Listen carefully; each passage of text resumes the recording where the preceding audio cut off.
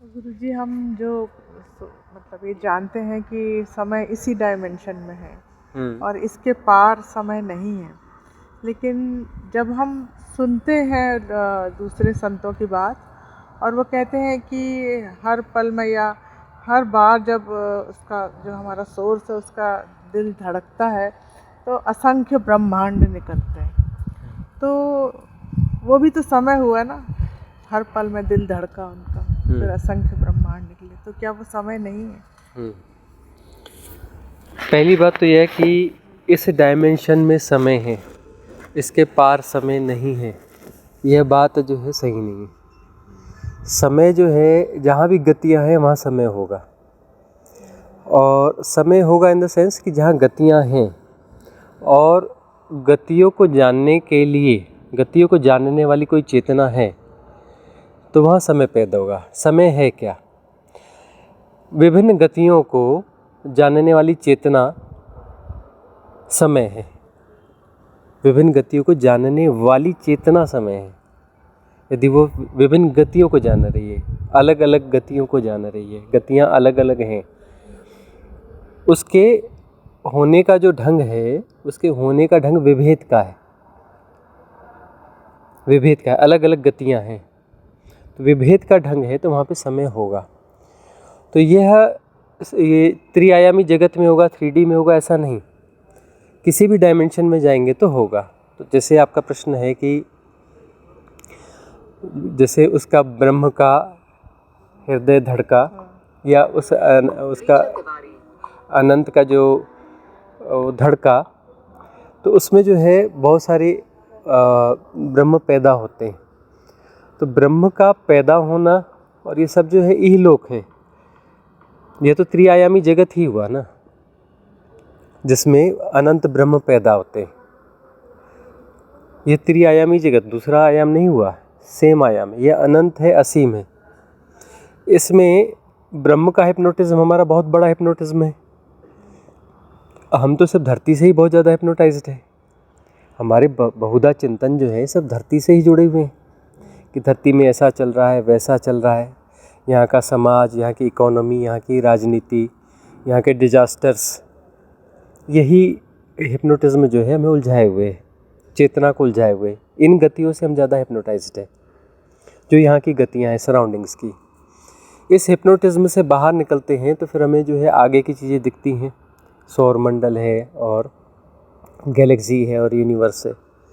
तो जो यूनिवर्स है, यूनिवर्स का हिप्नोटिज्म एक बहुत बड़ा हिप्नोटिज्म होता है कि इसके पार निकलना बहुत मुश्किल काम होता है। तो इस यूनिवर्स के जो टाइम जोन हैं, इस टाइम जोन के भीतर हम हैं, लेकिन टाइम जोन हम इसमें भी मल्टीपल हैं, मल्टीपल टाइम जोन है। ये हमारा धरती का टाइम जोन अलग टाइम जोन है। यदि दूसरे ग्रह पे हम जाते हैं, बृहस्पति में जाएं या किसी दूसरे ग्रह में जाएं, तो वहाँ का टाइम जोन अलग है। तो टाइम जोन हमारी वह जो मानसिक दशा है, चेतना कैसी रहेगी।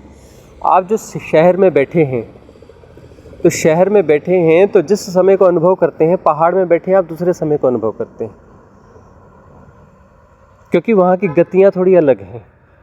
तो गतियों की विविधता और उनका आकर्षण, गतियों की विविधता और उनका आकर्षण जो है वो आपके समय को घटाता बढ़ाता है। ये पूरी तरह से सापेक्ष है, रिलेटिव है। तो टाइम इल्यूजन को समझना है तो उसको टाइम को हर तरीके से समझना पड़ेगा, तभी ये इल्यूजन की तरह समझ में आएगा, तब हम उससे पार हो पाएंगे। और किस भाव दशा को जी रहे हो, उस भाव दशा के हिसाब से भी टाइम जोन अलग है। कि जिस भाव दशा को जी रहे हो उस भाव दशा के साथ चेतना बदल जाती है, उसका बोध का तल बदलता है, बोध का तल बदलता है। सुख में जो है बेहोशी होती है और दुख में जो है थोड़ा जागरण होता है।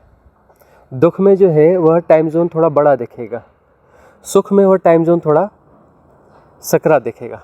वो बड़ी आसानी से पास ऑन हो जाएगा, बहुत आसानी से पास ऑन हो जाएगा। तो टाइम जोन जो है, टाइम फैक्टर जो है, यह कोई कांस्टेंट चीज़ नहीं है। पहली बात तो यह है, टाइम जो कांस्टेंट नहीं है। जैसे गतियाँ जो है विविध प्रकार की होती हैं, विविध तरीके से होती हैं, तो टाइम के इल्यूजन भी विविध प्रकार के होंगे। अब टाइम जोन को जो जान रहा है वह स्वयं भी जो है परिपूर्ण होगा ऐसा नहीं है। दृष्टा जो है, दृष्टा कोई परिपूर्ण स्थिति नहीं है। दृष्टा एक प्राथमिक चीज़ है कि जिसमें हम किसी टाइम इल्यूज़न से बाहर आ रहे हैं, लेकिन वो किसी जोन का टाइम इल्यूज़न है, टाइम जोन है। उस टाइम जोन के इल्यूज़न को हम देख पा रहे हैं तो वहाँ दृष्टा पैदा होता है। और यदि इस जोन से हम बाहर जाते हैं, इस जोन के इल्यूज़न से हम बाहर जाते हैं, थोड़ा ब्रॉड लेवल पे जाते हैं, तब जो है कोई मेगा इल्यूज़न होगा टाइम, वो जो थिन टाइम लेयर से हम उसे कहें, वहाँ पर साक्षी होता है। तो साक्षी में जो है समय का एक बहुत बड़ा दायरा है, बहुत बड़ा सर्कल है, बहुत बड़ा सर्कल है, उसको हम जी रहे होते हैं, वो साक्षी होता है। तो आत्मा जो है, आत्मा भी कोई मुक्त अवस्था है ऐसी नहीं है, स्थिति नहीं है, क्योंकि आत्मा है, आत्मा आती जाती है, आत्मा का जन्म होता है, मृत्यु होती है।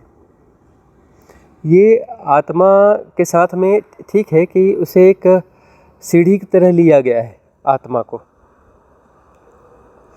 क्योंकि उस स्थिति के बाद, उसके उस इल्यूज़न के टूटने के बाद में, दृष्टा के इल्यूज़न के टूटने के बाद में जो साक्षी है, जो आत्मा है, वहाँ से आगे की स्थितियाँ अपने आप स्पष्ट हो जाती हैं। इसलिए इसको जानबूझकर छोड़ी गई इसके आगे की बातें कि यहाँ तक पहुँचोगे तो एक दिन यह पता चल जाएगा कि यह भी एक इल्यूज़न है।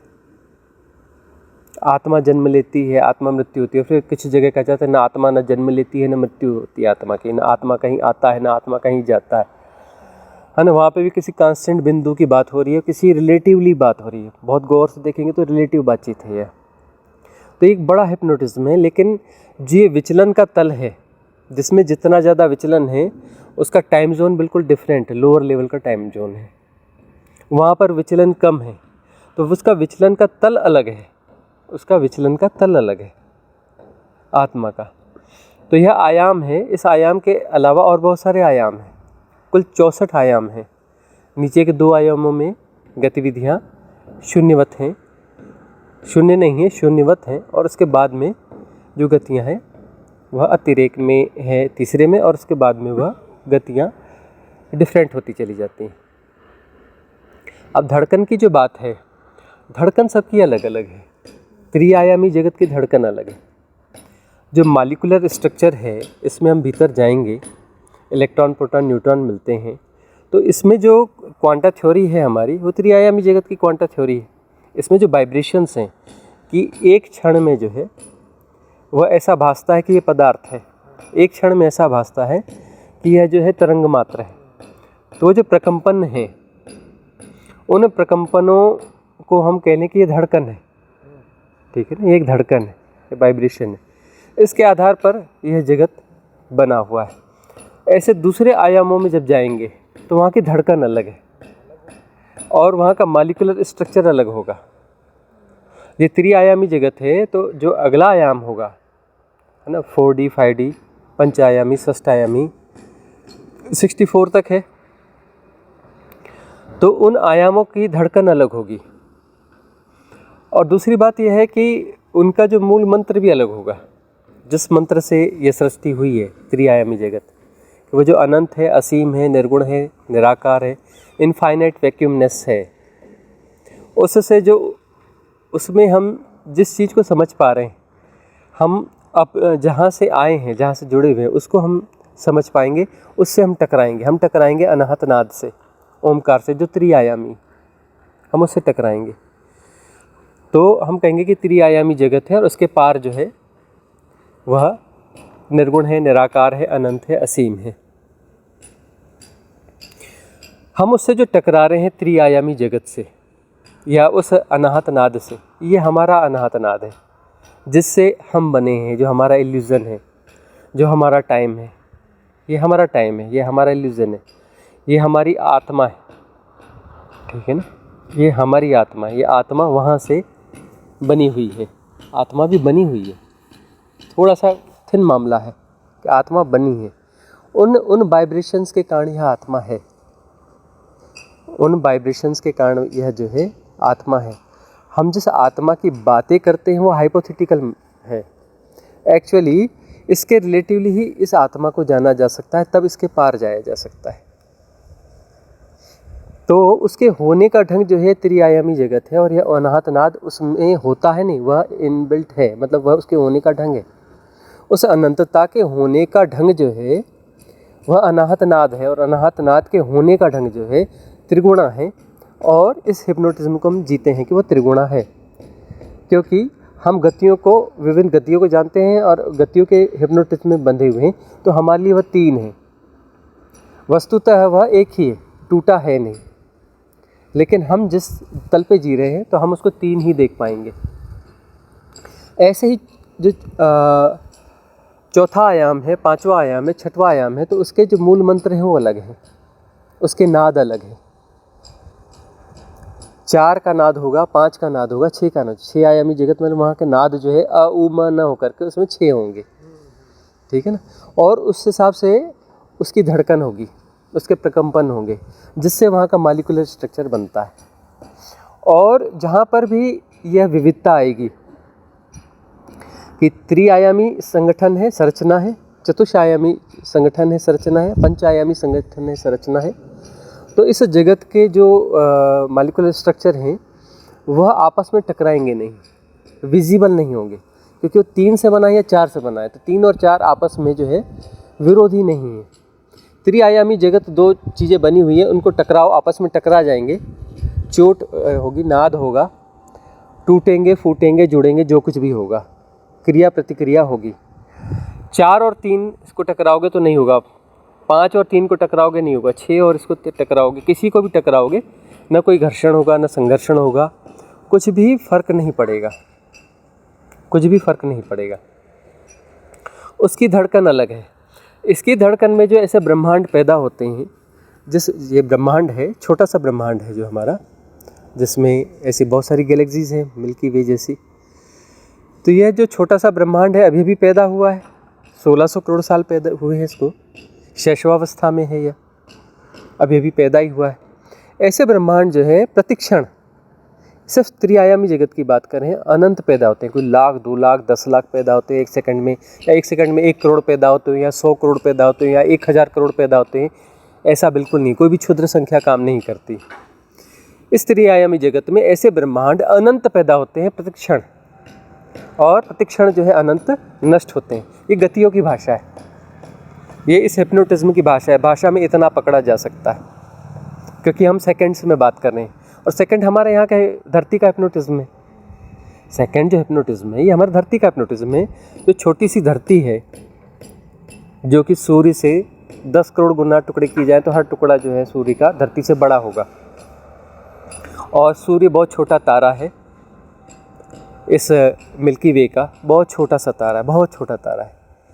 और इस सौर मंडल को मिल्की वे में यदि हम ऊपर से खड़े होकर ढूंढने जाएं तो मिलता नहीं, ढूंढे से भी नहीं मिलता, इतना छोटा सौर मंडल है। और यह मिल्की वे बहुत छोटी सदस्य है अपने ग्रुप ऑफ गैलेक्सी की, जिसको ढूंढना बहुत बहुत टेढ़ा मामला है।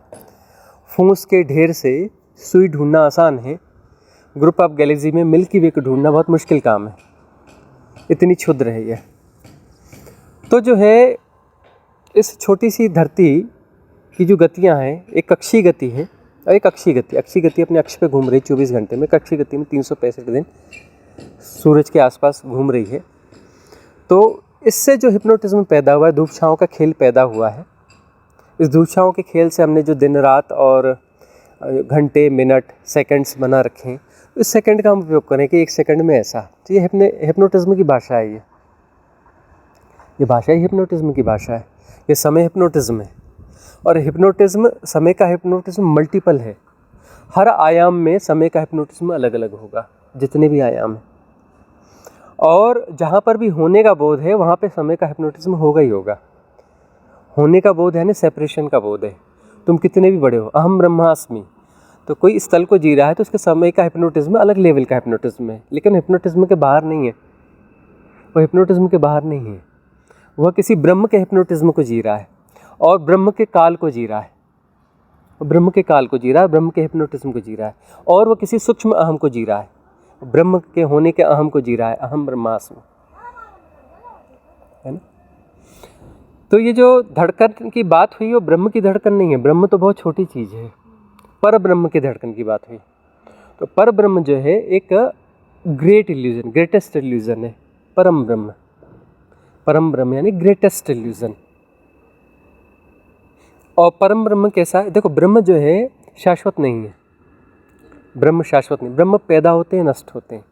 तो हमारा ब्रह्म 1600 साल पहले, 1600 करोड़ साल पहले पैदा हुआ है, और जो भी 1,00,000 2,00,000 साल करोड़ साल बाद जो है नष्ट हो जाएगा। ये हमारे जो पैमाने हैं टाइम इल्यूजन के, इस हिसाब से परम ब्रह्म जो है वह परम ब्रह्म एक शाश्वत घटना है, और उसमें एक शाश्वत इल्यूजन प्ले करता है, एक शाश्वत लीला चलती है। परम ब्रह्म मतलब परम ब्रह्म जो है पूरा आयाम है, पूरा आयाम जो है वह परम ब्रह्म है। उसको हम इस तरीके से कह रहे हैं, कांस्टेंट ठहराने की कोशिश कर रहे हैं, जो कभी ठहरा हुआ नहीं है उसको ठहराने की कोशिश कर रहे हैं। और जिसे नापा नहीं जा सकता उसको हम नाम दे रहे हैं। नाम तो उसे दिया जा सकता है जिसकी परिधि हो, जिसकी परिधि हो उसे नाम दिया जा सकता है, क्योंकि उसका रूप होगा तभी तो नाम दोगे ना। उसका नाम नहीं है, जो अनंत है उसका नाम नहीं हो सकता, लेकिन हम उसे नाम दे रहे हैं।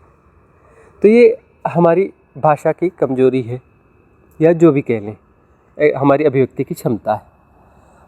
तो वह जो अनंत है, जो आयाम है, सारे आयाम अनंत हैं और सब पैरेलल है। अनंतता दो नहीं हो सकती, अनंतता तो एक ही होगी।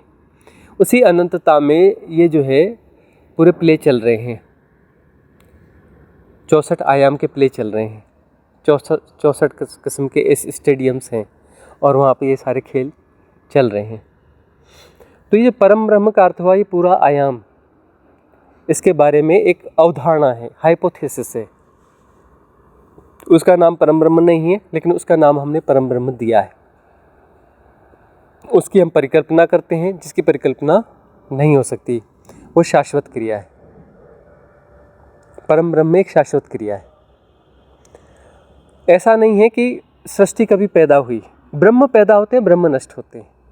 सृष्टि जो है कभी पैदा होती है, कभी नष्ट होती है, ऐसा नहीं। सृष्टि शाश्वत है, वह उसके होने का ढंग है, उसके होने का ढंग है। ये कभी शुरू नहीं हुई, किसी टाइम हिप्नोटिज्म में तुम इसे नहीं बांध पाओगे। ये अभी अनादि है, अनंत है। इसमें जो है खेल चल रहा है, ब्रह्म पैदा होते हैं, नष्ट होते हैं, ये सब खेल चलता रहता है। चीज़ें रूप परिवर्तित करती रहती हैं, नाम रूप परिवर्तित होते रहते हैं।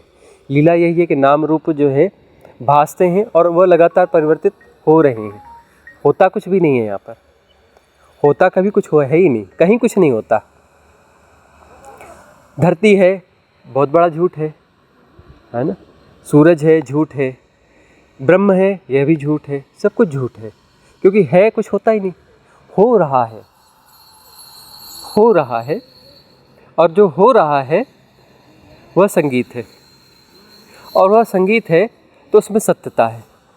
सत्यम शिवम सुंदरम, हो रहा है। धरती है नहीं, धरती हो रही है। पहाड़ है नहीं, पहाड़ हो रहा है। नदी है नहीं, नदी हो रही है। चींटी है नहीं, चींटी हो रही है। आदमी है नहीं, आदमी हो रहा है। और जो हो रहा है, तो यदि ये इस हो रहे को हम अलग अलग देखते हैं, अलग अलग देखते हैं, तो मतलब मैं हूँ, क्योंकि मैं अलग अलग जान रहा हूँ, मतलब मैं हूँ। और मैं हूँ तो यह एक जो है भ्रांति है, यह एक भ्रांति कि मैं हूँ, और अलग अलग जान रहा हूँ तो मैं हूँ। और सब अलग अलग नहीं हो रहा है, हो रहा है मैं। सीधी सीधी बात स्पष्ट हो जाएगी, प्रज्ञा जागेगी, और प्रज्ञा अपनी परिपुष्टता पे आएगी, परम प्रज्ञा होगी, तो जारी सब हो रहा है। यह हो रहा है, यह पेड़ हो रहा है, यह हो रहा है, नहीं, सब हो रहा है। और सब एक साथ हो रहा है, अलग अलग कुछ भी नहीं हो रहा है। छोटा बड़ा नहीं होता, सब एक साथ हो रहा है, तो उसमें छोटा बड़ा नहीं होता, उसका कोई नाम रूप नहीं होता, सब एक साथ हो रहा है। तो सब एक साथ हो रहा है, भाषा में हम इसको यहाँ तक बांध सकते हैं, जो सूक्ष्मतम इशारों में हम यहाँ तक बांध सकते हैं। बंधता नहीं है, बांध सकते हैं अपने समझने के लिए। सब हो रहा है और एक साथ हो रहा है। और इसको जानने वाला यदि अलग से है तो फिर वहाँ पे इल्यूजन है। सब हो रहा है, इसे नहीं जाना जा सकता। सब हो रहा है को जानने वाला है, मतलब द्वैत का खेल चालू है वहाँ पर, कि सब हो रहा है और उसको कोई जान रहा है, कोई ना कोई जान रहा है, कहीं से जान रहा है, कहीं से जान रहा है ना, जानने वाला है तो कहीं से जान रहा है, मतलब वह किसी स्थान में है, टाइम और स्पेस का हिप्नोटिज्म वहाँ पे कायम है। तो जो हो रहा है जानना उसमें समाहित है, जानने वाला कोई नहीं है। यदि जानने वाला है तो दृष्टा होगा, साक्षी होगा, ब्रह्म होगा। जानने वाला है तो दृष्टा होगा, या फिर थोड़ा श्रेष्ठ होगा तो साक्षी होगा, और श्रेष्ठ होगा तो ब्रह्म होगा। वह अलग होगा, अलग होगा तो वह क्षुद्र होगा। क्षुद्र अलग अलग ढंग के क्षुद्र होते हैं, कोई छोटे क्षुद्र होते हैं, कोई विराट क्षुद्र होते हैं, तो विराट क्षुद्र होगा, वह विराट क्षुद्र होगा। तो जानना जो हो रहा है, अलग से कोई जानना नहीं होता है। जो हो रहा है, जो हो रहा है उसमें समाहित है जानना। होना और जानना एक ही घटना है, दो घटना नहीं है। यदि वो दो घटना है तो फिर द्वैत का प्ले चालू हो जाता है। होना और जानना एक ही घटना है, उसमें समाहित है। इसमें बात पूरी आती नहीं कि समाहित मतलब दो होंगे, ऐसा जो है इस तरीके से बात जाती है। उसमें समाहित मतलब दो होंगे। जैसे कि हम कहते हैं कि इस निर्वातीय अनंतता में, इनफाइनाइट वैक्यूमनेस में अनाहत नाथ समाहित है। समाहित है मतलब दो होंगे और उसमें समाहित है, इस प्रकार का भ्रम पैदा होता है। जबकि उसके होने का ढंग है, समाहित नहीं है, उसके होने का ढंग है। तो जो होना और जानना है जो एक ही घटना है, होने वाला अलग है और जानने वाला अलग है, ऐसा वस्तुतः नहीं है। लेकिन यह माया है, यह लीला है। माया क्यों है? क्योंकि माया होनी चाहिए। लीला क्यों? क्योंकि लीला होनी चाहिए, है ना। सत्यम शिवम सुंदरम, यह सुंदर है। माया क्या है? सुंदर है। माया ही सुंदर हो सकती है ना, नहीं तो सुंदर क्या होगा? सुंदर कौन कहेगा सुंदर है क्या है? तो सत्यम शिवम सुंदरम, सत्य ये जो शिव भी है और माया भी है। माया सुंदर है, माया सुंदर है, माया लीला है। माया कुछ गलत चीज़ नहीं है, माया सौंदर्य है, माया सुंदरता है, इसे होना चाहिए। इसीलिए यह है, भ्रांति को होना चाहिए क्योंकि भ्रांति सुंदर है। भ्रांति कोई गलत चीज़ नहीं है, भ्रांति सौंदर्य है। सौंदर्य का रसपान होगा कैसे?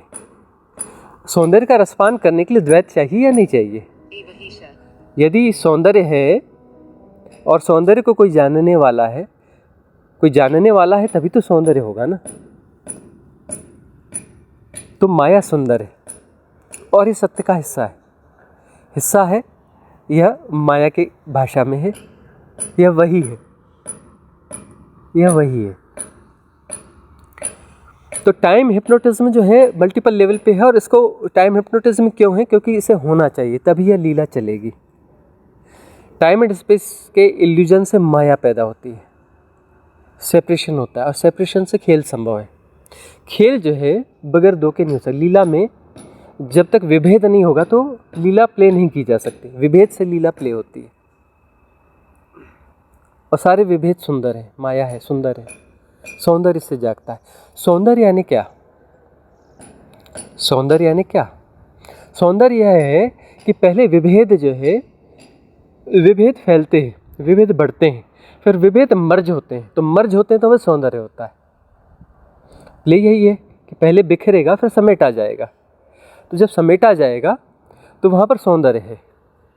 यदि फूल मुझे सुंदर लग रहा है तो मैं और फूल दो हैं, दो सत्ताएं हैं जो कि आपस में मर्ज हो रहे हैं, एक हो रहे हैं। तो सौंदर्य जो है उसका उत्कर्ष हो रहा है, ठीक है, मर्ज हो रहे हैं। यदि फूल मुझे सौंदर्य अच्छा लग रहा है, मुझे आकर्षित कर रहा है, तो मैं और एक, हमारे बीच की सीमाएं टूट रही हैं, तभी तो सौंदर्य है ना। तो सारा सौंदर्य मर्जिंग का है। तो यहाँ पर हम लेसन्स ले रहे हैं, सेपरेशन है, सेपरेशन लेसन ले रहा है सौंदर्य बोध का। संगीत में सौंदर्य है, संगीत में डूबते हो तो मर्जिंग का प्रोसेस है, ठीक है ना। तो संगीत जो है बड़ा कारगर है। यदि किसी भी संगीत में हो, संगीत में तो हो ही, विसंगीत से सुसंगीत में जाते हो। सुसंगीत मतलब बड़े दायरे में जाते हो। विसंगीत जो है कभी भी छोटे दायरे का खेल है। विसंगीत है लेकिन छोटे दायरे में है, उसका सराउंडिंग है। सुसंगीत है, उसका दायरा बड़ा है। और जो परम संगीत है वह दायरे में नहीं है, वह दायरे में नहीं है, वह सीधा सीधा है, वह सीधा सीधा है। तो जो है सुसंगीत यानी राइट मर्जिंग है, मर्जिंग का राइट प्रोसेस है। विसंगीत यानी मर्जिंग का रॉन्ग प्रोसेस है। उसमें जो है हम आकाश को गोल दायरे में, छोटे दायरे में काट करके और उसमें अपने आप को मर्ज कर रहे हैं कि हम आकाश ही हैं, लेकिन इस दायरे का आकाश है। सारी धारणाएं, सारे संस्कार, सारे पैटर्न, अच्छे बुरे जो कुछ भी हैं, वह जो है वह संगीतमय है, विसंगीत है। छोटा दायरा, आकाश को टुकड़ों में बांध लेना और अपने आप को बताना कि मैं ये आकाश का यह टुकड़ा हूँ। जैसे ब्रह्म है, इतना बड़ा है, तो मैं ये छोटा वाला ब्रह्म हूँ, मैं ये छोटा वाला ब्रह्म हूँ, लेकिन मैं अलग हूँ। अपने आप को ब्रह्म मानना, कहना, लेकिन छोटा ब्रह्म। मैं दूसरे में मर्ज नहीं हो सकता। यह मैं हूँ, यह मैं छोटा आकाश हूँ। तो छोटे आकाश से बड़ा आकाश, बड़ा आकाश, बड़ा आकाश। लेसन यही, यदि फूल हमें आकर्षित कर रहा है और फूल के साथ हम मर्ज हो रहे हैं, तो मेरा आकाश बड़ा हो गया, मेरा मैं बड़ा हो गया, है ना। यदि मैं किसी के प्रेम में हूँ तो मैं बड़ा हो रहा हूँ, मेरा आकाश बड़ा हो रहा है ना। अब यदि कोई जो है समाज सेवा और इसके बहाने कुछ कोशिश करता है, तो फैलने की कोशिश कर रहा है, अपने मैं को बड़ा करने की कोशिश करता है, अपने आकाश तत्व को बढ़ाने की कोशिश करता है, लेकिन वो कोशिश जो है थोड़ी नासमझी भरी है। लेकिन एनी हाउ सीखेगा वहाँ से, लर्निंग है, हर चीज़ लर्निंग है। वो गलत जा रहा है, लेकिन गलत जा कर के वह गलत नहीं है, क्योंकि उसे सीखेगा। हर गलत सिखाता है, तो हर गलत जो है होना चाहिए, क्योंकि वही उसकी सिखावन है, वह उसका लेसन है। हर गलत होना चाहिए, हर गलत से सही पैदा होगा, गलत से सही पैदा होता है, हर गलत जो है लेसन बनेगा। तो कहीं से भी लेसन हो रहा है, फैलने की शिक्षा हो रही है, स्वाभाविकता हो रहा है ना। फैलना है, विस्तार पाना है। तो विस्तार पाने के लिए जहाँ जो चीज़ें सहयोगी हों, साधना क्या है, वहाँ पर जो है यही सहयोग है, यही शिक्षा कि कैसे हम फैल जाएं, कैसे साहस बटोरें और कैसे मर्ज हो जाएं कहीं और, थोड़े बड़े दायरे में मर्ज हो जाएं, बड़े दायरे में मर्ज जाएं, और किसी समय में ऐसा हो कि दायरा मुक्त होकर के मर्ज हो जाएं, किसी दायरे में मर्ज ना हो, उस अनंतता के साथ मर्ज हो जाए। मर्ज हो जाए इन द सेंस, उसमें मर्ज होने के लिए सिर्फ हमें अपनी जो सीमाएं हमने बना रखी हैं, उन सीमाओं को मिटा दें। मिटा देने का क्या अर्थ है? उन सीमाओं को पहचानना, उन सीमाओं को पहचानना, ठीक से पहचानना। और सीमाओं को जब हम पहचानते तो हमारी पकड़ दिखती है। सारी धारणाएं जो है वो हमारी पकड़ है। पकड़ है इन द सेंस हम लगातार उसमें एनर्जी की फीडिंग कर रहे हैं, लगातार एनर्जी की फीडिंग कर रहे हैं। वह हमारी प्रोसेस है। हम अपने दायरे को किसी प्रोसेस से बचाते हैं, वह हमारी एक्टिविटी है। हमारी एक्टिविटी हमारा होना है। करने से कर्ता पैदा होता है, कर्ता होता नहीं है। करने से पैदा होता है। कर्ता को जिंदा रखने के लिए लगातार प्रोसेस जारी रहनी चाहिए, कंटिन्यूअस एक्सरसाइज होनी चाहिए। तो सारी धारणाएं जो हैं, सारी धारणाएं को हम लगातार पोषित करते हैं। हम का क्या अर्थ है? हम वही हैं, वही हैं। तो वो जो है उसको हमारे पास एक क्षमता है, प्ले के तहत हमें एक इंस्ट्रूमेंट दिया गया खेलने के लिए, तो हम जो है एनर्जी को डाइवर्ट कर सकते हैं। तो जो डाइवर्ट कर रहे हैं किसी सर्कल्स में, सारे संस्कार सब पैटर्न हैं, एनर्जी पैटर्न्स हैं, सब ऊर्जा का खेल है, उसके अलावा कुछ भी नहीं है, एनर्जी पैटर्न्स हैं। तो जो एनर्जीज़ हैं उसमें हम डाइवर्ट कर रहे हैं। डाइवर्ट किसको कर रहे हैं? खुद को कर रहे हैं। डाइवर्ट करने के लिए जो इंस्ट्रूमेंट वो क्या है? वो भी एनर्जी ही है, और जो क्रिएट हो रहा है वह भी एनर्जी है। सब कुछ एनर्जी का ही खेल है, एनर्जी के अलावा कुछ भी नहीं है। सारा प्ले जो है डायमेंशंस का एनर्जी प्ले है। तो हमारा जो फ्लो है, होने का ढंग है, अनाहत नाद से जो प्रवाह है, वह संगीत जो है, वह संगीत जो है एनर्जी फ्लो हो गया। एनर्जी क्या है? ध्वनि का एक ढंग है। एनर्जी जो है ध्वनि का एक ढंग है। विज्ञान की दृष्टि से देखोगे तो क्या है कि जो ध्वनि है वह एनर्जी का एक ढंग है। वास्तविकता यह है कि मूल में ध्वनि है और उसका ढंग जो है एनर्जी है। तो ये एनर्जी जो है वह उसका संगीत में प्रवाह है। वह प्रवाह जो है उसके आरोह अवरोह हैं। आरोह अवरोह जो है अब यहाँ विसंगीत के रूप में आ गए हैं। अब इसे वापस सुसंगीत होना है। बात सिर्फ इतनी सी है। तो जो धारणाएं हमने बना रखी हैं विसंगीत पैदा करने के लिए, आकाश को हम टुकड़ों टुकड़ों में काट रहे हैं कि यह आकाश और यह मैं हूँ। तो अब जो है उस सर्कल्स के वो सर्कल्स विड्रा होगा तो आरोह अवरोह अपने उसमें जाएगा, कॉस्मिक रिदम में, गोल सर्कल्स में नहीं जाएगा। गोल सर्कल में जब हम जा रहे हैं तो हम संगीत पैदा कर रहे हैं, और गोल संगीत में हम नहीं जा रहे हैं तो संगीत का अपना आरोह अवरोह है। वो आरोह अवरोह जो कॉस्मिक रिदम है, कॉस्मिक रिदम मतलब जो हम फिर जो है ब्रह्म तत्व में की ओर प्रवाहित हो रहे हैं। ब्रह्म तत्व में, उसमें यदि मर्ज हो गए तो ब्रह्म में मर्ज हो गए, फिर हम ग्रेट इल्यूजन को जीते हैं। ब्रह्म जो है ग्रेट इल्यूजन है, अहम ब्रह्मास्मि। तो ये एरा है, गोल्डन एरा है। इस गोल्डन एरा में ब्रह्म से पार छलांग लेने का अवसर है। अब तक जो है आत्मज्ञानी बहुत हुए, है ना, आत्मज्ञानी हुए, भटकते रहे किसी अन्य लोकों में, उच्च लोकों में। वो आत्मज्ञानी जो है इस गोल्डन एरा में वापस जन्मे हैं। ये मत समझ लेना कि आत्मज्ञानी यानी अनागामी लोक में चले गए। आत्मज्ञानी वापस जो है जन्मे। यह एरा जो है गोल्डन एरा, इसे हम कहते हैं, इसलिए कहते हैं कि जो हर 2500 साल में एक एरा आती है ना, जो स्पिरिचुअल एरा होती है, और वह स्पिरिचुअल एरा जो है बहुत सहयोगी होती है। यह जो है गोल्डन स्पिरिचुअल एरा है, क्योंकि ओशो का जन्म हुआ और उन्होंने जो है इस एरा को जन्म दिया, गोल्डन स्पिरिचुअल एरा को। वह द्वार, वह दरवाजे खोले जहाँ संगीत का आरोह अवरोह इसको तोड़ के बाहर निकलेगा। इसमें महाअवतार बाबा की भूमिका है। ये जो शंभाला और ये सब आप सुनते हैं, इन्होंने इसको बिल्ड करने के लिए काफ़ी श्रम किया है। ऐसे बहुत सारे महाअवतार बाबा को हमने महाकरुणावतार बाबा नाम दिया है। ऐसे बहुत सारे बीइंग्स हैं, कुछ लोग की बहुत सारी बीइंग्स हैं जो करुणावतार हैं, सब करुणा से भरे पूरे हैं। इन सब लोगों ने मिल कर के जो है इस गोल्डन एरा को जन्म दिया है, गोल्डन स्पिरिचुअल एरा को। तो इस गोल्डन स्पिरिचुअल एरा में यह जो संगीत का आरोह अवरोह है, यह आरोह अवरोह ब्रह्म को तोड़कर आगे निकल जाएगा। ब्रह्म का इल्यूजन गिर सकता है, और ब्रह्म का इल्यूजन गिरना चाहिए, क्योंकि बड़े दायरे में जीते रहोगे, बड़े इल्यूजन को जीते रहोगे। माया सुंदर है, अब सुंदर के पार, सुंदर के पार शिव तत्व, और शिव तत्व यानी सत्य। शिव तत्व यानी जो अनंत है, असीम है, निर्गुण है, निराकार है, देश काल के परे है, समस्त इल्यूजन्स के परे, टाइम एंड स्पेस के 64 के 64 आयामों के पार। अनागामी लोग भी नहीं, उन सब के पार। कोई त्रसित लोग भी नहीं, उसके भी पार, सबके पार। वह अनंत की मर्जिंग, और वही परमानंद है। और उस मर्जिंग के बाद यह महारस से भी खुलेगा कि टूटा तो कभी था ही नहीं, जोड़ने की ज़रूरत है ही, किसी फेविकॉल की ज़रूरत नहीं है, किसी भी फेविकॉल की ज़रूरत नहीं है। वह कभी टूटा ही नहीं, वह उसके होने का ढंग है, 64 के 64 आयाम।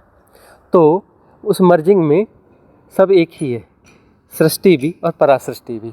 यह होने का ढंग है, दोनों शाश्वत है, पैरेलली शाश्वत है। ऐसा कहना जो है एक किस्म का माइंड हिप्नोटिज्म है। वो पैरेलली नहीं है, उसके होने का ढंग है, एक साथ ही है, अलग अलग कुछ हुआ ही नहीं। न कभी टूटा है, न कभी कुछ जोड़ना है, न कभी कुछ टूटा है, न कभी कुछ जोड़ना है, न कुछ पाना है, न कुछ खोना है, न कोई पाने वाला है, न कुछ खोने वाला है। टाइम इल्यूजन पूरी तरह से वहाँ जाके कटेगा। अभी रिप्लेसमेंट है, इस टाइम इल्यूजन को छोड़कर किसी अपर टाइम इल्यूजन को स्वीकार कर लेना, देवलोक में चले जाना, और उच्च लोक में चले जाना, और उच्च लोक में चले जाना, या अनागामी लोक में चले जाना, जहाँ पर यहाँ नीचे के लोक में जन्म नहीं होगा। तो वहाँ के थिन टाइम जोन को जिया जाएगा, है ना। मतलब एक VIP जेल, अनागामी लोक, सुपर VIP जेल, वहाँ का इतना थिन टाइम जोन है, और उस टाइम जोन को जीना पड़ेगा। मतलब ऐसा कह लो कि उनका एक दिन, है ना, उसके एक दिन में जो है यहाँ पर जो है 1000 ब्रह्म का जन्म मरण हो जाता है। तो उनका एक दिन हुआ, 1000 ब्रह्म पैदा होंगे और मरेंगे और उनका एक दिन होगा, और उसको पूरा जीवन जीना है अनागामी लोक का। और साइकिल के बाद में वहाँ ऑटोमेटिक मुक्ति हो जाएगी, नीचे आने की ज़रूरत नहीं, लेकिन उस टाइम जो उनको जीना पड़ेगा। एक VVIP जेल, तो अभी जो है किसी VVIP जेल को चुनने की ज़रूरत नहीं है इस गोल्डन एरा में। चाहो तो चाहों के पार चले जाओ, ऐसी चाह पैदा करो, इन चाहों के पार हो जाओ। क्योंकि यहाँ टूल तो वही होगा ना, जो उपलब्ध है वही टूल होगा। तो चाह एक बहुत स्ट्रॉन्ग टूल हो सकता है। साधना क्या है? चाह तो है ना। और चाह में बहुत कुछ स्पष्टता नहीं होती, लेकिन चलते रहते हैं। चाह है, वह चाह जो है किसी बड़े आकाश की चाह है। साहस यदि परिपूर्ण हो तो जो है परिधि मुक्त आकाश, और परिधि मुक्त आकाश जो है मुक्ति, परिधि मुक्त आकाश की मुक्ति है, जिसके अंदर सारी परिधियों का प्ले है, सारी परिधियों का खेल है। जी, तो जैसे अभी गुरुजी से हमने सुना, तो ये एक नया ही जो हम तो को अब तक ज्ञान मिला था, उसमें एक नया आयाम जोड़ा गया। तो यहाँ जैसे गुरुजी कह रहे हैं कि हम हैं नहीं, हम हो रहे हैं। तो अभी जो हम हैं, इसको हम कैसे लें? दिन जो हमारा डे टू डे लाइफ में हम जी रहे हैं, जो हमारा पास्ट कल का दिन हमारा गुजर गया, 1 घंटे पहले का समय हमारा गुजर गया, और इस पूरे ब्रह्मांड को या इस पूरी पृथ्वी पर जो जीवन चल रहा है और ब्रह्मांड में जो एक्टिविटीज़ हो रही है, इसको हम कैसे समझें और कैसे लें इसको हम अपने इसमें? हम इसको कैसे लें? जी। हम अपने आप को बचाना चाहते हैं ना, हम अपने आप को बचाना चाहते हैं कि हम इसको कैसे लें, हम इसको कैसे लें, हम इसको जीवन में कैसे समायोजित करें कि हमारा जीवन चलता रहे, हमारी दिनचर्या चलती रहे, हमारा सब कुछ चलता रहे। इसमें हम इसको कैसे समायोजित करें? हालांकि राह यही आएगी, स्टेप्स तो यहीं से चालू होंगी, लेकिन उसको भी देख लेना चाहिए कि हम जो है इस देशना को अपने दिनचर्या में कैसे समाहित करें। हाँ, कैसे समझें इस पूरी प्रोसेस? हाँ, इस प्रोसेस को कैसे समझें। मैं इसमें थोड़ा सा जोड़ता हूँ। हाँ, ये क्वेरी है। हाँ, थोड़ा सा कि अगर जिस स्तर पर हम हैं और उसमें ये ब्रह्म, परम ब्रह्म और आयाम, ये सब ना भी जोड़ के हम अगर एक ही चीज़ सोचें, जो आप बताते भी हैं वननेस वाली बात सोचें, तो हमें ये सब बीच के स्टेप सोचने की ज़रूरत ही क्या? हाँ, ये जो है हाइपोथेसिस गढ़े जाते हैं तो एज ए टूल है ना। परमात्मा नाम की एक हाइपोथेसिस गढ़ी गई, तो परमात्मा एक हाइपोथेसिस है। जो वननेस की उदाहरण है ना परमात्मा, ये एक हाइपोथेसिस से इसको गढ़ा गया था कि इसके सहारे जो है हम जो मल्टीपल हाइपोथेसिस को जी रहे हैं, इसे हम विड्रा करके उसमें शिफ्ट करेंगे, किसी बिग हाइपोथेसिस में शिफ्ट करेंगे। मल्टीपल हाइपोथेसिस को हम जी रहे हैं, तो इसको हम सबको विड्रा करते जाएंगे, क्योंकि हमारे पास जो है एक सहारा है, हमारे पास एक बड़ा सहारा है। उस सहारे से जो है हम छोटी छोटी चीज़ों को विड्रा कर लेंगे, और हम कहीं ना कहीं तो हम होंगे, उस बड़े आलम्बन के सहारे होंगे। तो यह यदि काम तो यही करता है ज़्यादातर मामलों में, क्योंकि वह साहस जो है आसानी से पैदा नहीं होता कि परिधि मुक्त होना। तो कोई बड़ी परिधि चाहिए छोटी परिधियों को मुक्त करने के लिए। और व्यक्तित्व ऐसा है कि हम जो है एक परिधि को नहीं जी रहे हैं अभी, जो है ना इतना जो विचलन है। पर्सनालिटी, व्यक्तित्व क्या है? व्यक्तित्व को तहों में जाकर देखोगे, अपने सबकॉन्शियस माइंड को देखोगे, सबकॉन्शियस माइंड जो है ना उसका जोड़ व्यक्तित्व है। इसमें देखोगे तो एक तह नहीं है, बहुत सारी तहें हैं। अपने सबकॉन्शियस माइंड के भीतर जाकर के देखोगे तो अलग अलग तहों को जो जी रहे हो, उनके अपने अपने टाइम जोन है। वह एक टाइम जोन को भी नहीं जी रहे हो अपने सबकॉन्शियस माइंड में ही। जिन अलग अलग तहों को अनफोल्ड करोगे तो वहाँ देखोगे वहाँ का टाइम जोन अलग है। वहाँ का टाइम जोन अलग है। तो जब क्लिनजिंग की प्रोसेस है, अब इसे कैसे किया जाए, तो इसका रास्ता तो यही है, इस एरा के हिसाब से जो चीज़ें देनी चाहिए। तो वह जो चीज़ ऐसी है, किसी ने हमसे पूछा था कि जो है इतनी सारी विधियाँ आई हैं और आपने फिर जो है नई ये सिद्ध क्रियाएँ क्यों दी हैं।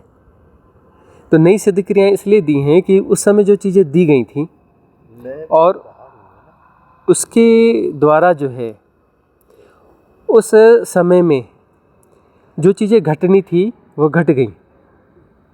अब जो एरा जिस जगह पे आके खड़ी हुई है, यहाँ पर हिप्नोटिज्म बहुत तेज़ी से बढ़े हैं, इन्फ्लुएंसेस नए रंग रूप में आ गए हैं।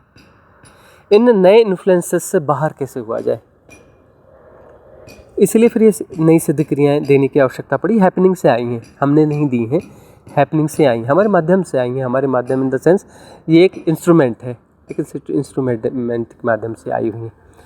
तो जो नए हिप्नोटिज्म क्रिएट हो रहे हैं, टाइम इल्यूजन्स जो हैं इस तेज़ी से बदल रहे हैं, जैसे ये वर्चुअल वर्ल्ड मजबूत हुआ है और इसमें जैसे अब AI आ रहा है और क्वांटम कंप्यूटर्स का जो सब ये चल रहा है, टाइम इल्यूजन बहुत तेज़ी से बदलेगा, बहुत ज़्यादा तेज़ी से टाइम इल्यूजन बदलेगा, शिफ्ट होगा। और ये टाइम इल्यूजन इस तरीके से जा सकता है कि मैकेनाइज हो जाएंगे, पूरी तरह से ज़ॉम्बीज़ हो जाएंगे। ज़ॉम्बीज़ का युग है, ज़ॉम्बीज़ होते जा रहे हैं, तो ज़ॉम्बीज़ ही हो जाएंगे और बाहर आना बड़ा मुश्किल हो जाएगा। बाहर आना इससे जो है बहुत मुश्किल हो जाएगा, इसलिए इन सिद्ध क्रियाओं की ज़रूरत है। तो ये सिद्ध क्रियाएं जो है इससे बाहर लेकर के आएंगी।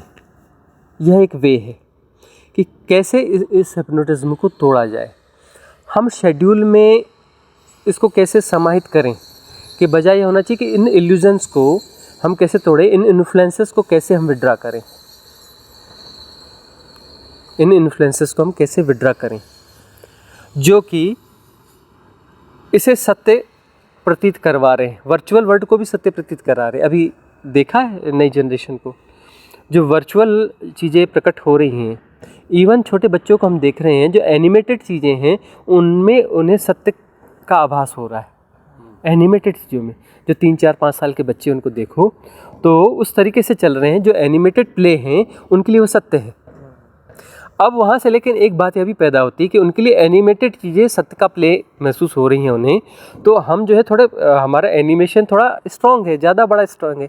ये जो हम देख रहे हैं अभी एनिमेटेड है, ही सब कुछ अलग किस्म का एनिमेशन है, यह अलग किस्म का एनिमेशन है और ये हमारे लिए सत्य है।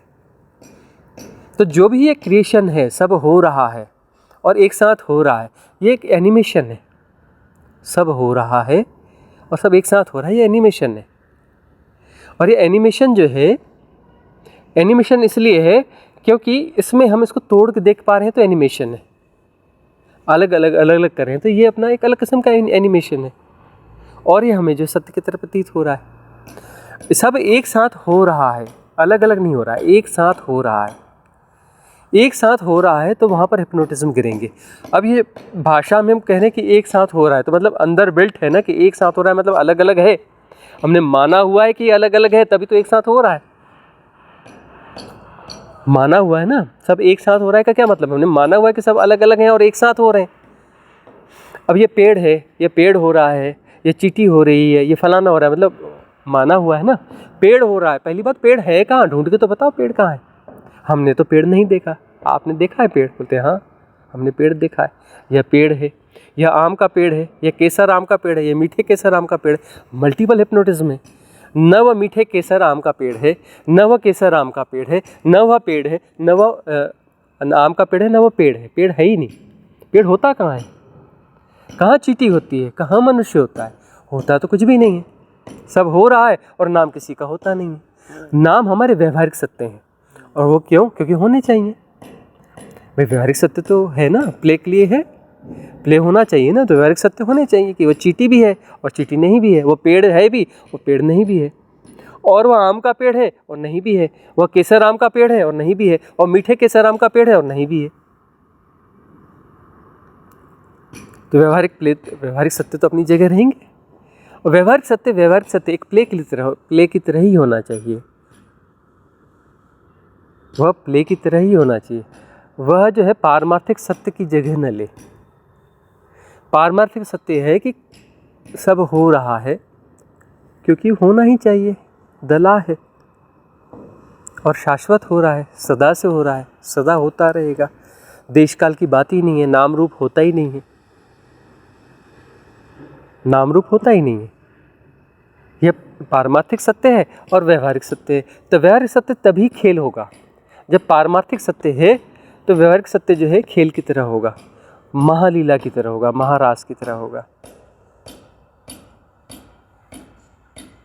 तभी होगा। अगर हम नाम रूप के परे हो गए हाँ तो स्वतंत्र हो गए। हाँ, नाम रूप के परे होना ही स्वतंत्र है। हम नाम रूप के परे हो गए मतलब हम नहीं हैं, तो स्वतंत्र हो गए। हमसे मुक्ति स्वतंत्रता है, हमारी हमसे मुक्ति स्वतंत्रता है। हम नाम रूप के परे हो गए मतलब हम नहीं रहे। नाम रूप मतलब पहचान। हाँ, नाम रूप का अर्थ यह नहीं होता कि सिर्फ मैं फलाना हूँ। नाम रूप में आप देखेंगे कि बहुत सारे आलम्बन है ना। मैं फलाना ज्ञान सिंह हूँ, मैं जो है इंजीनियर हूँ, मैं जो है एक सोशल वर्कर हूँ, मैं जो है एक साधक हूँ, मैं जो एक अच्छा व्यक्ति हूँ, मैं फलानी जाति का हूँ, धर्म का हूँ, यह हूँ वह हूँ, है ना, पिता हूँ, पति पुत्र हूँ। मतलब जो परिस्थितियाँ हैं, परिस्थिति और भूमिका है, जो मल्टीपल परिस्थिति और भूमिकाओं को जो हम निभा रहे हैं। और उसके फिर ये जो है मोटी मोटी बातें हुई, इसमें बहुत सारी थिन लेयर्स होती हैं, अपने ज्ञान की भी, अपनी विजडम की भी, उसकी भी थिन लेयर्स होती हैं, मल्टीपल लेयर्स होती हैं। परम प्रज्ञा नहीं होती है, प्रज्ञा की भी तल होते हैं ना। किसी हम प्रज्ञा को जी रहे हैं, फिर प्रज्ञा के ओछेपन को जी रहे हैं, जिसको बुद्धि कहते हैं, उसके किसी ओछेपन को जी रहे हैं, चित्त को जी रहे हैं, मन को जी रहे हैं। और यह है वही प्रज्ञा ही है। मन क्या है? मन है, प्रज्ञा है। मन क्या है? प्रज्ञा है। तो उसका होने का ढंग है, प्रज्ञा के होने का ढंग मन है, प्रज्ञा के होने का ढंग बुद्धि है, प्रज्ञा के होने का ढंग चित्त है, प्रज्ञा के होने का ढंग अहंकार है। अहंकार क्या है? प्रज्ञा के होने का ढंग है, अन्यथा कुछ थोड़े ना है, वही तो है। अब अहंकार जो है, अहंकार विसर्जित होगा मतलब वो लय होगा ना, विसर्जित होगा मतलब लय होगा ना, तो लय होकर वही दृष्टा बनेगा ना। अहंकार नहीं होगा तो दृष्टा कहाँ से आएगा? अहंकार लय होगा तभी तो दृष्टा होगा, दृष्टा लय होगा तभी तो साक्षी होगा, साक्षी लय होगा तभी तो ब्रह्म होगा, और ब्रह्म लय होगा तभी तो परम ब्रह्म होगा, परम ब्रह्म लय होगा तभी तो शिव तत्व होगा ना। अहंकार को मारना थोड़ी ना है, अहंकार का विस्तार होगा ना, विस्तार होगा ना, उसकी विराटता होगी ना, मतलब वो विराट क्षुद्र होगा ना। अहंकार बहुत छोटा क्षुद्र है, ज़्यादा सड़ांध पैदा हो रही है, विराट क्षुद्र हो जाएगा। छोटा सा डबरा है, बहुत जल्दी सड़ता है ना। तालाब है, थोड़ा मुश्किल से सड़ेगा ना। झील है, झील थोड़ी और मुश्किल से सड़ेगी, उसका टाइम जोन अलग होगा। हमें लगता है नहीं झील तो बहुत साफ झील है जी, थोड़ी ना सड़ती। अरे सड़ेगी वो, लाख साल बाद जाके देखना सड़ी झील मिलेगी, ठीक है ना। झील भी सड़ती है, लाख साल में सड़ती है, लेकिन सड़ेगी, है ना। जो भी है सड़ेगा ना, बदबू उठेगी ना। मैं तो अभी सड़ रहा है, मैं यानी जो अभी सड़ा हुआ है, बदबू उठ रही है, तो ऊपर जाओगे दृष्टा, सड़ांध कम हो जाएगी, साक्षी सड़ांध महसूस ही नहीं होगी, सड़ांध उसमें है, पोटेंशियल है ना। पनीर रखा है, ताज़ा पनीर है, मतलब जो ऐसा पनीर है जो अभी सड़ने की शुरुआत में है, अभी सड़न उसमें शुरू हो गई है।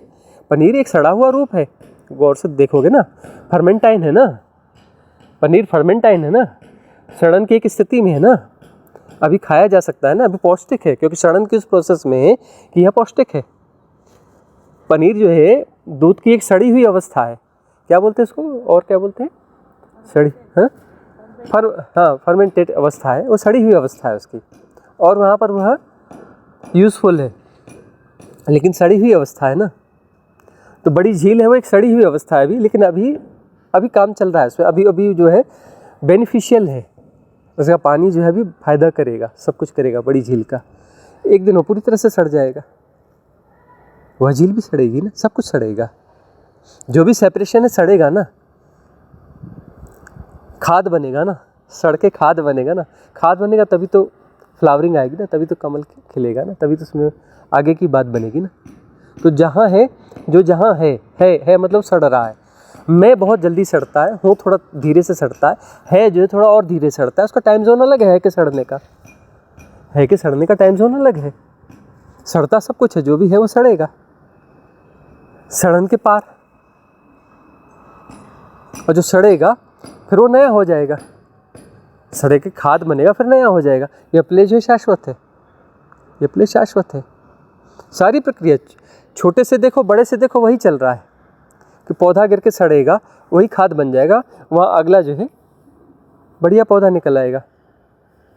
सेरिकल्चर फार्म्स होते हैं, एक फार्म में हम गए तो अपना जो है फार्म के अधिकारी मिले और उन्होंने कहा कि स्वामी जी कुछ बताइए, ये जो है इस प्रजाति के पौधे हैं, इनको हमें जल्दी ग्रो करना है तो कैसा करें, कुछ आप आइडिया दे दीजिए, क्योंकि हमारे साइंटिस्ट और उस हिसाब से तो चल रहा है, लेकिन आप कुछ एक्स्ट्रा ऑर्डिनरी आइडिया दीजिए, आप आए हैं तो कुछ हमें लाभ मिल जाए। मैंने कहा बिल्कुल ठीक है। क्या फलाने पेड़ है ना, बड़े भी हैं छोटे हैं, छोटों को जल्दी ग्रो करना है, हाँ तो भाई वही पेड़ जो है उनको खिला दो। इस पेड़ को इसको कैसे खिला दें, बहुत आसान है। इस पेड़ की पत्तियाँ गिर रही हैं, हाँ उनको इकट्ठा करो, सूखी पत्तियों को, टहनियाँ गिर रही हैं इकट्ठा करो, जो कुछ गिर रहा है इसी पेड़ का, गोबर खाद मिलाओ और जो कुछ मिलाना उसको मिलाकर उसको सड़ाओ, उसकी खाद बनाओ और इसकी खाद दो। जो नॉर्मल खाद दे रहे हो आप लोग, इससे यह ग्रो कर रहा है, और ये वाली खाद दोगे इससे ज़्यादा ग्रो करेगा, कि वही तत्व उसमें मिल जाएंगे, वह तत्व उसमें और मिश्रित हो गए, उसकी ग्रोथ का रेट बढ़ जाएगा। तो जो सड़न है, सड़ने की प्रक्रिया है, वह तो रही, वह तो खेल ही है, और वही जो है रिप्रोसेस होगा, साइकिल है ना भाई। सड़न की प्रक्रिया नहीं कि साइकिल ही तो है, और वापस वो रिन्यू होगा, और उसमें से नई चीज़ खिलेगी, फिर सड़ेगी, फिर नई चीज़ खिलेगी। तो ये एक प्रोसेस है, सब कुछ साइक्लिक है, एवरीथिंग इज साइक्लिक। यहाँ पर सब कुछ साइकिल है। तो छोटा साइकिल है, बड़ा साइकिल है, छोटा हिप्नोटिज्म है, बड़ा हिप्नोटिज्म है, जो कुछ है हिप्नोटिज्म है यहाँ पर, छोटा बड़ा बड़ा। क्योंकि कोई भी गोल होगा, कोई भी दायरा होगा, उसके बीच में कोई ना कोई केंद्र होगा, कोई ना कोई केंद्र होगा, और केंद्र होगा वही तो हिप्नोटिज्म है ना। बगैर केंद्र के सर्कल नहीं हो सकता, कितना भी बड़ा एनर्जी मूवमेंट हो उसके बीच में केंद्र होगा ही होगा, बगैर केंद्र के सर्कल नहीं हो सकता। तो वो सर्कल जो है वह मैं कह लो, हूँ कह लो, इजनेस कह लो, कुछ भी कह लो, केंद्र उसमें होगा, वह केंद्र उसमें होगा, और वहाँ पर वह इल्यूजन है, वह केंद्र ही इल्यूजन है, क्योंकि वो सर्कल इल्यूजन है। हम कहते हैं आकाश में भी गोल गोल उंगली से घुमाते हैं हमेशा, कहते बताओ क्या है, सर्कल है, गोला है ना। अब वो लोग नहीं है, नहीं है लेकिन है, दोनों चीज़ है भी और नहीं भी है, यह है भी और नहीं भी है। ये हाथ हटा लिया, कहाँ गया गोला, नीचे गिर गया, नहीं गिरा ना, वो था ही नहीं, लेकिन था भी, उसकी सत्ता भी थी, है भी और नहीं भी है। तो मुक्ति जो है, बहुत गौर से देखोगे तो मुक्ति है भी और नहीं भी है। मुक्त हो जाओगे क्योंकि सदा से मुक्त हो, मुक्त हो जाओगे क्योंकि सदा से मुक्त हो भी और नहीं भी हो। जी भी रहे हो सेपरेशन को, और सेपरेशन होता भी नहीं है और यही आनंद है।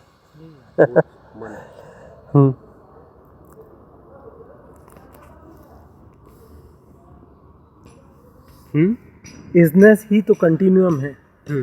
इजनेस जो है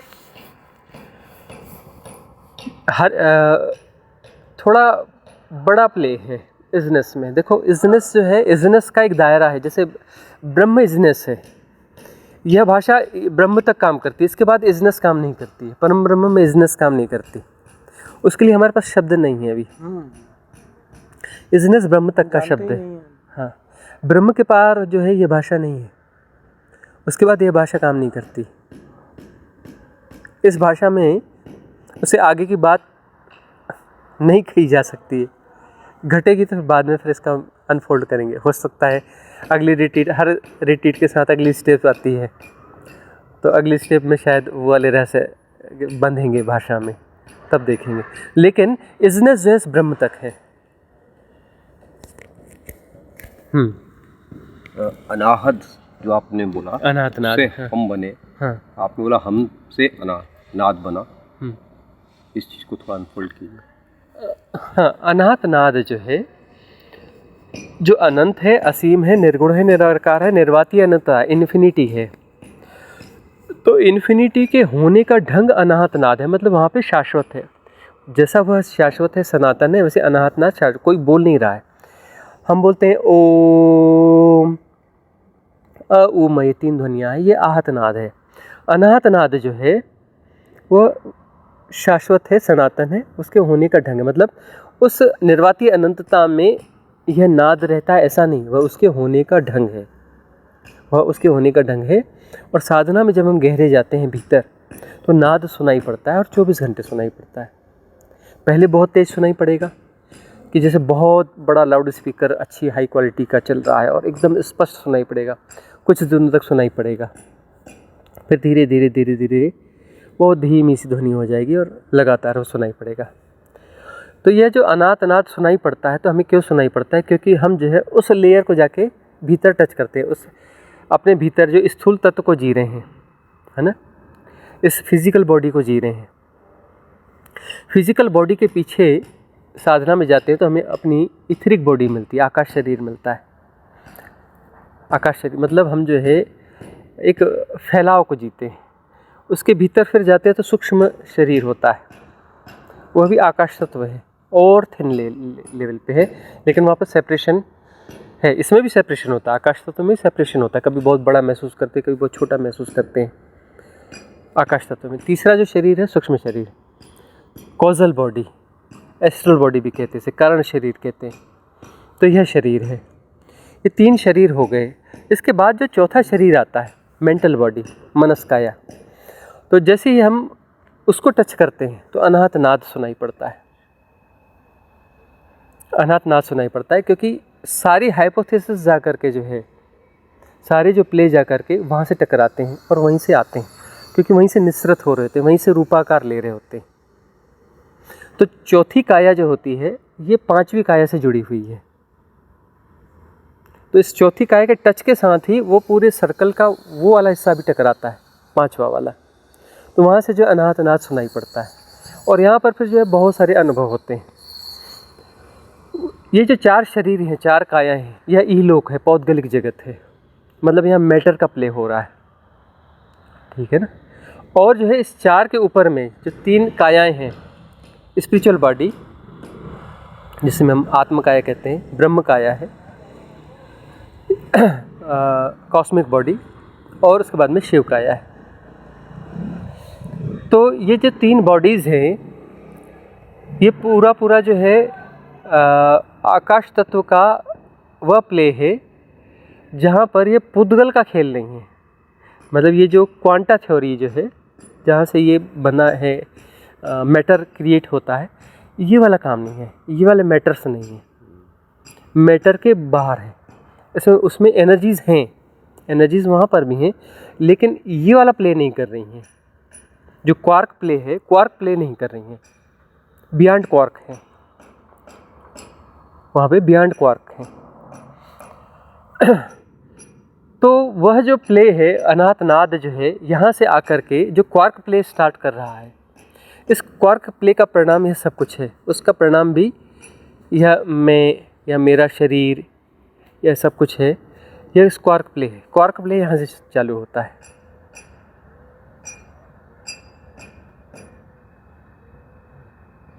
इससे यह शरीर बना है, मैं बना, ये सारा जो क्वार्क प्ले है। साधना को गहरा करने के लिए कोई और उचित मार्ग ऐसा कि मतलब जिससे, और जैसे आपने बोला ना, साधना को जितना गहरा करेंगे तब अनहद तक पहुँचेंगे।